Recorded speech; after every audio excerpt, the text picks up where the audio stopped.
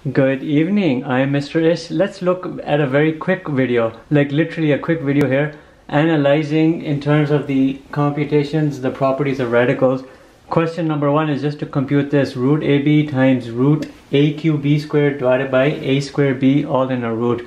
Remember this, root A times root B is equal to all within the root AB. Also remember root A divided by root B individually is equal to them in a unified manner under the same radical.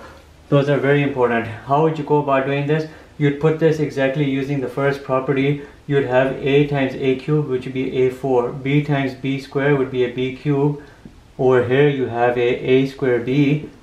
And then now you use the second property and you bring everything here within a single unifying radical. Rather than you worrying about these individually, you bring everything here within a single unifying radical, and now within that single unifying radical you start doing your simplification. A squared goes in A4, A squared times. B goes in B cubed, B squared times. And now you're looking at everything here as your final answer being AB, and you're done. Why is that the case? Because you're looking at A squared, B squared all to the power of 1 over 2. Individually you have 2 times 1 over 2, which is a 1.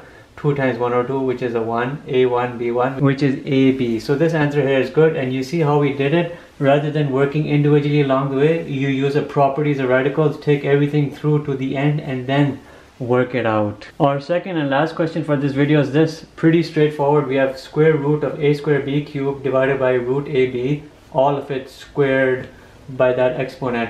Consider everything here with regards to the second property. You can write everything as this A squared B cubed over root AB, and then you have everything here squared. Bring all of this under a unifying radical. You can look at it as that. You have A squared B cubed over AB, all of this with a square. But you have a square root and a square. The square root and the square can literally cancel out. You're essentially just having A squared B cubed over AB.